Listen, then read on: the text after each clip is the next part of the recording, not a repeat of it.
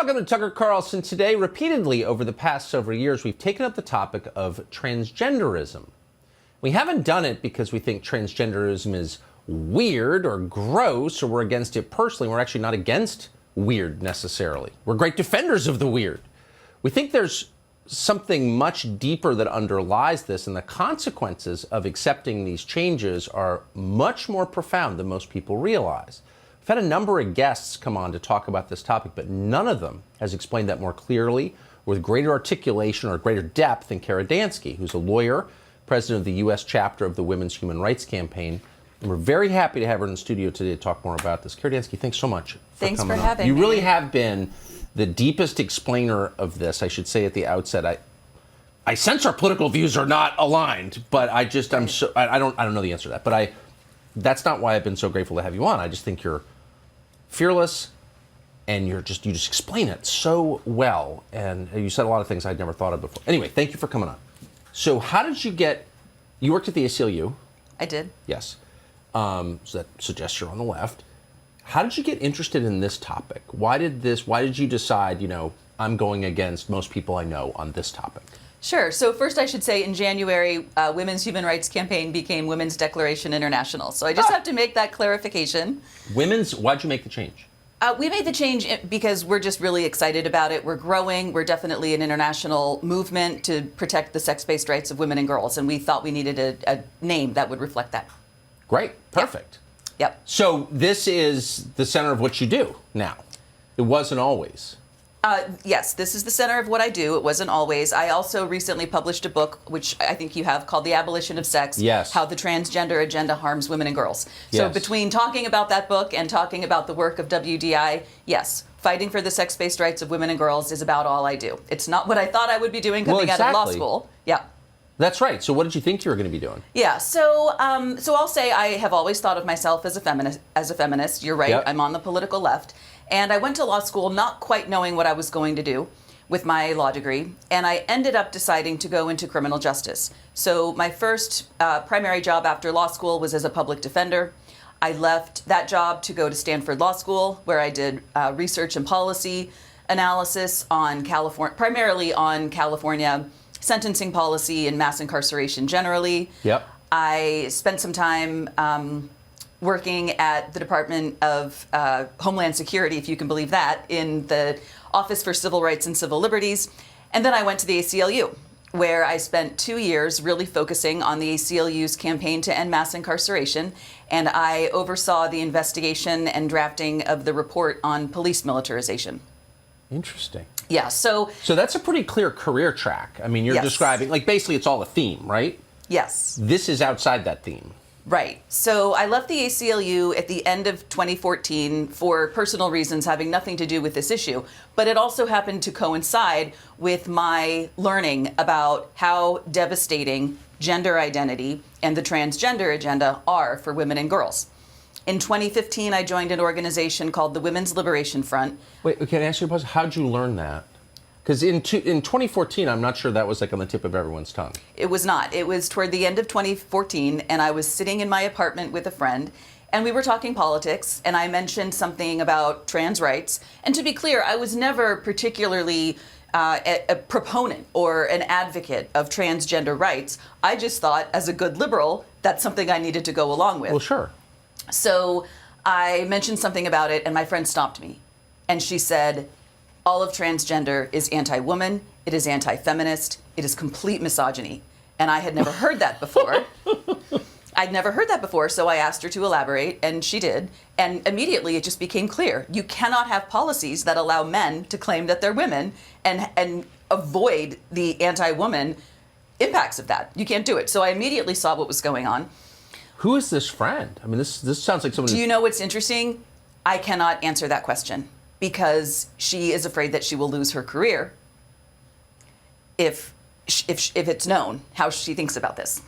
That's terrifying. And I want to get to that in some detail, but keep going. This is interesting. So in 2015, I joined the Women's Liberation Front, and I served on the board of the Women's Liberation Front from 2016 till 2020, all volunteer. While I was working doing criminal justice consulting, I had my own business. I was doing a consulting business. I was consulting with nonprofits on drug policy, immigration policy, criminal justice policy, all sorts of topics that are very popular among the left. And I was doing research and writing. I was doing policy analysis. I was doing some legal work.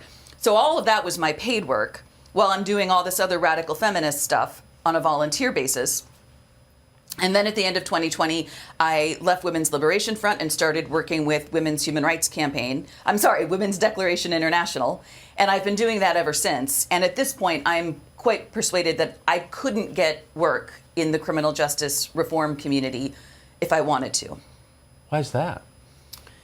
Well, my last job, after I was consulting for a while, I went to work for a city agency in Washington, D.C., and I took some time off, and a couple days. And one day in January 2019, I was on a panel at the Heritage Foundation. And to its great credit, the Heritage Foundation called the event the Equality Act Concerns from the Left. It was myself, another board member of Women's Liberation Front, another member of Women's Liberation Front, and a man who spent a period of his life claiming to be a woman and had now, was accepting that he was a man. And it was called Concerns from the Left. I went back to work the next day, and at some point my boss called me in, and someone, I don't know who, had tweeted an image of me at that panel at the Heritage Foundation and tagged a member of the DC City Council and complained that there was a TERF working at this agency. What's a TERF? We can talk about that. So TERF it was invented by misogynists who don't want us to stand up for ourselves. It is an acronym that stands for Trans Exclusionary Radical Feminist. Many people, myself included, are just taking it back and having fun with it. Last September, Dave Chappelle said that he was in support of Team TERF. So Dave Chappelle's on our side. So you're on Team TERF. We're on Team TERF. That's where we are. So someone, random stranger, tweeted an image of me at the Heritage Foundation at a member of the DC City Council and complained that there was a TERF on this, working at this agency. And eventually, over the course of 2019, more and more things like that happened. My boss was just getting email after email of people complaining about me for statements that I had made during non-work hours. And it just became untenable, and I left that particular job. Did you leave your job over it? Yes. Well, I didn't have to. I left voluntarily, but it wasn't going to stop. So is the idea that if you disagree on this topic, you shouldn't be allowed to have employment? Yes. If you disagree on this topic and if you make statements during non-work hours, all the public statements I've made about this have been during non-work hours. And a government agency cannot terminate an employee for statements made on a non-work related topic during non-work hours. So I didn't have to leave. But my boss was just getting email after email complaining about me, and it was taking up all sorts of her time. It was taking up all sorts of my time. And the truth is, I love this work that I'm doing now. And so I made the decision to leave that job. Wow. So your life has completely changed because of this issue, between that conversation you had in 2014 and 8 years later. I mean, it's correct. Different life. Correct. So why? I'm persuaded that you're doing a really important thing, obviously, but you're much better at explaining it than I am. Why is this something worth devoting your life to? Why is this important? So we have to talk about this on several levels. At one level, women and girls are being completely erased. Our rights are being completely trampled on. We're being erased from language. And we have to understand that this is a vicious assault on women and girls. You know about Leah Thomas playing sports. Something that ought to be a national scandal and isn't is that in many states, including but not limited to California and Washington, convicted rapists and murderers are being held in women's prisons today. This is not hypothetical. This is not something that could happen if President Biden gets the Equality Act passed. This is happening today, not only in California, not only in Washington, but also in Illinois and in Kansas and in many other states. And it's coming out that these women are reporting being sexually assaulted. These are women who themselves have histories of being sexually assaulted. Yeah. And many of them struggle with addiction. Many of them struggle with histories of domestic abuse. And they are being forced to share locked prison cells with convicted murderers and rapists. I do not know why that is. Men. Who are men. Who are men. I do not know exactly why this is not a national scandal, but it ought to be. So that's just one example of areas in which women need to be standing up, fighting back across the political aisle. But the other thing we really need to think about is the extent to which the so-called transgender agenda, or gender identity at all, is an assault on biological reality. And I try to get into that a little bit in my book. So let's just back up one click. You said that this is an assault on language. That's one of the first things you said. What do you mean by that? So let's take, for example, pregnant people. We're seeing a lot of people, including members of the United States Congress, using language like pregnant people.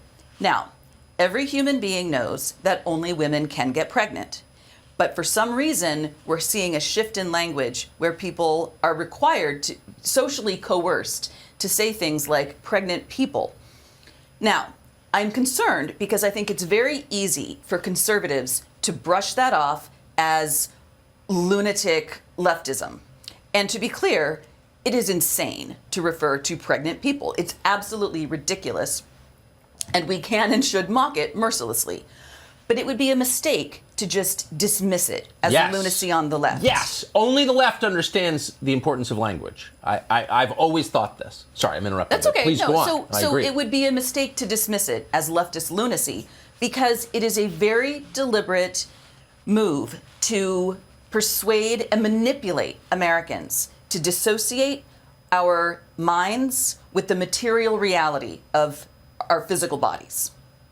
If we can persuade Americans that people get pregnant, then we have separated pregnancy from femaleness.